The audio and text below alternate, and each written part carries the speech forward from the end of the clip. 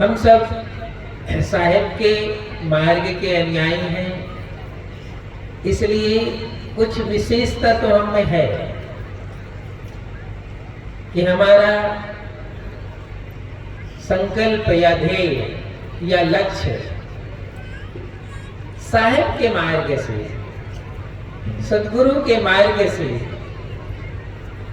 चलकर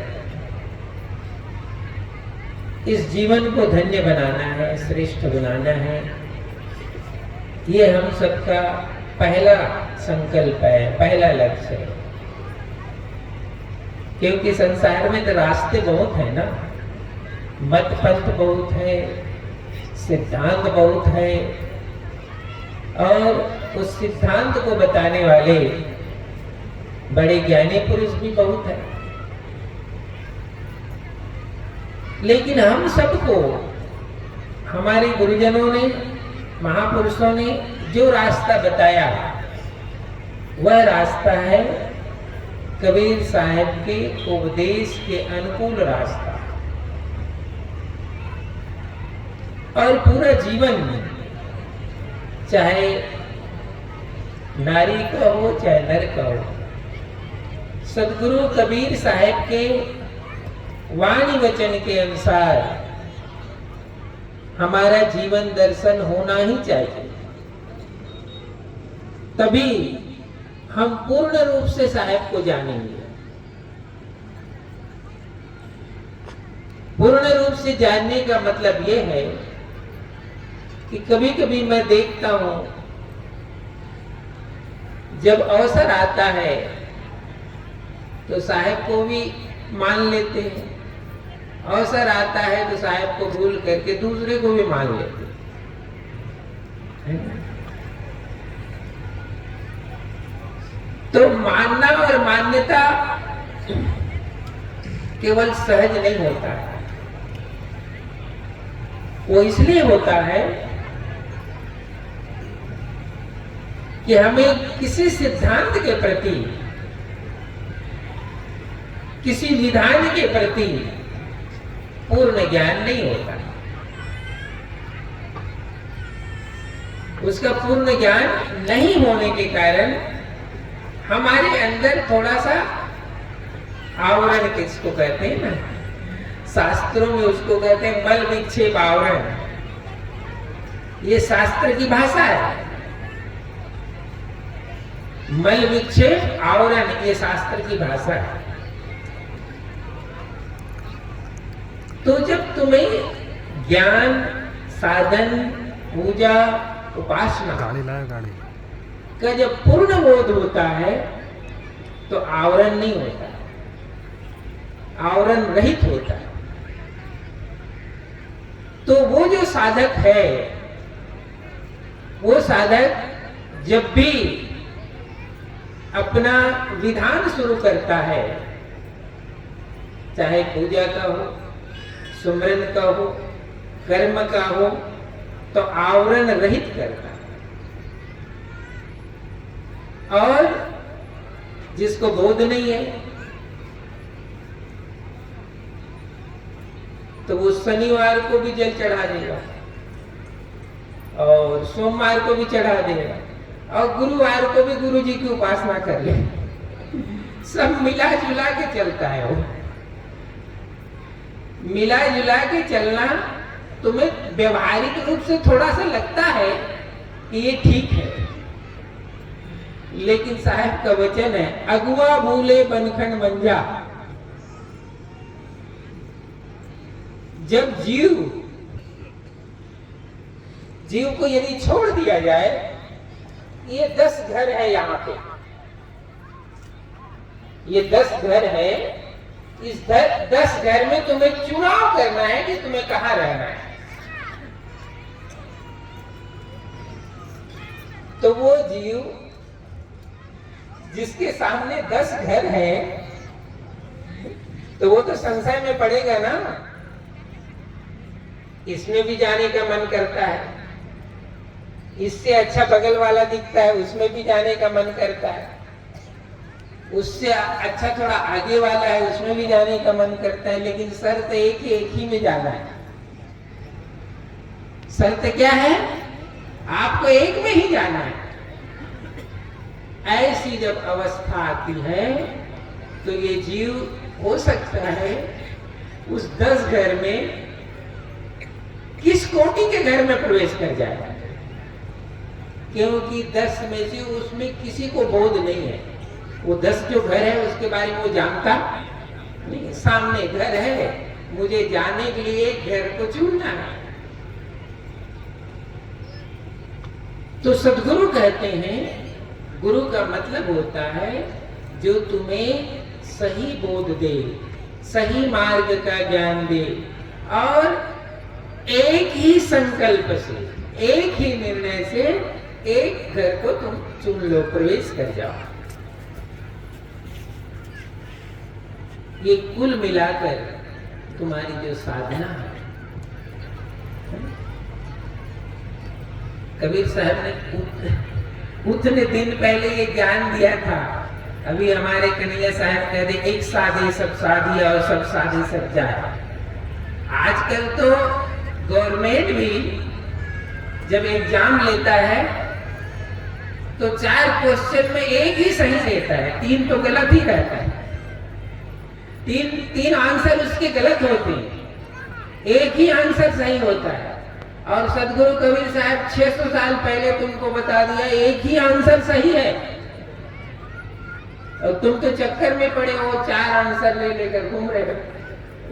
और अंत में जिसको पूरा ज्ञान है वो एक आंसर को सही कर देता है, और जिसको पूरा ज्ञान नहीं है वो किसी भी आंसर में टिक लगा देता है, वो सब गलत हो जाता है। इसी संसार में वो आदमी फेल हो जाता है। वो छात्र जो है इसी संसार में फेल हो जाता है, क्योंकि वो तो अनुमान से टिक लगा है, उसको कोई बोध नहीं है।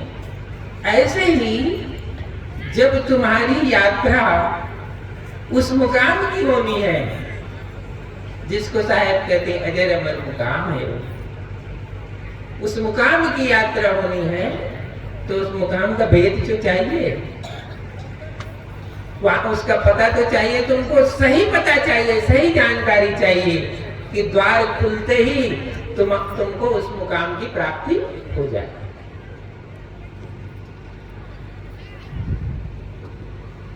स्कूल में जो टीचर है साल भर पढ़ाता है, तुमको पढ़ाता है और ये बताता रहता है कि देखो भाई इसको अच्छा से पढ़ना, कौन सही है कौन गलत है, इसको परीक्षा से पहले तुम सिद्ध करो, तभी परीक्षा में जाकर तुम सिद्ध कर पाओगे। गुरु का मतलब क्या होता है? गुरु तुम्हें उपदेश देता है, गुरु तुम्हें ज्ञान बताता है, गुरु तुम्हें साधन बताता है कि अभी तुम्हें पता हो जाना चाहिए कि वो घर कौन सा है। अभी पता हो जाना चाहिए कि वो घर कौन सा है जिस घर में तुम्हें जाना है। इसी का तो बोध है। गुरु तुम्हारे घर आए, तुम्हें उपदेश दें तो तुम्हें ये पक्का किया जाता है। 10 ही तो प्रश्न आते हैं, एग्जाम में 10 प्रश्न आते हैं और साल भर अध्यापक के पास जाकर अपने को पढ़ना पड़ता है। वो जो 10 प्रश्न आने वाले हैं वो साल भर में तुम्हारे अंदर पक्का हो जाना चाहिए कि इसका आंसर यही है। गुरु का सत्संग का मतलब ही यही है कि इस सत्संग को सुनते सुनते तुम्हें पक्का हो जाना चाहिए कि मेरा मुकाम क्या है। जिस साधक को सद्गुरु के सत्संग के द्वारा ये पक्का पता हो जाता है कि मेरा मुकाम ही यही है, वो निश्चित हो जाता है। भले आए सद्गुरु मैं बन जाऊं, आत्म अंग उगारो आए। भले आए सद्गुरु मैं बन जाऊं। आपने इस आत्मा के जो मार्ग था, उस मुकाम था, उस पट को आपने खोल दिया। मैं धन्य हूं। और उसी के लिए साहब ने कहा, आंख मूंदता हूं चाहे आंख खोलता हूं, मेरे लिए मार्ग एक ही है, दो नहीं। मेरे लिए मुकाम एक ही है, दो नहीं है। आंख न रूंदू, कान न मूंदू, काया कष्ट न धारूं, खुले बदन हंस हंस के देखूं, सुंदर बदन निहारूं। ऐसा साहित्य का भक्ति और साधन किसको कहते हैं? भक्ति और साधन का यही रहस्य है कि तुम्हें उस अवस्था, उस बोध की जानकारी होना चाहिए कि ये मेरा मार्ग है, और उसी मार्ग की साधन, उसी मार्ग का सुमरन, उसी मार्ग का अभ्यास सदगुरु कबीर साहब ने इस जीव को यही उपदेश दिया। और बैग दे पूरा बैग दे। इसी को कहते हैं संशय। ये मल विक्षेप आवरण में दे। संशय भी एक आवरण है। संशय सब जग खंडिया, संशय खंडे न कोई, संशय जो जन खंडिया वो शब्द विवेकी। मेरा संशय समाप्त हो। इसलिए जब ज्ञान की चर्चा होती है तो एक शिष्य जो है गुरु के पास गया। गुरु वेदांती था। तो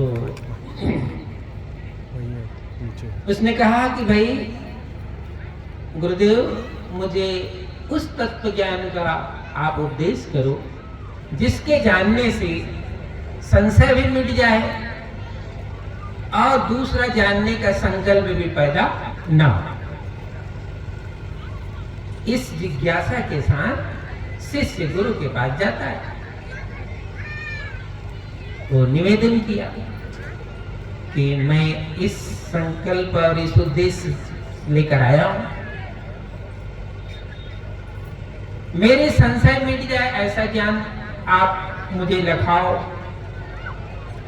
और उस ज्ञान की प्राप्ति के बाद फिर से मेरे अंदर कोई जानने का प्रश्न पैदा न हो। ये ज्ञान मुझे बताओ। तो गुरुदेव ने कहा कि गुरु दक्षिणा पहले देनी पड़ेगी। गुरु दक्षिणा पहले देना पड़ेगा। शिष्य ने कहा गुरुदेव, गुरु दक्षिणा तो हम देंगे, बिना गुरु दक्षिणा का हम ज्ञान भी नहीं लेंगे, लेकिन जो नियम है वो ये है कि भाई शिक्षा मिलने के बाद ही गुरु दक्षिणा दी जाती है।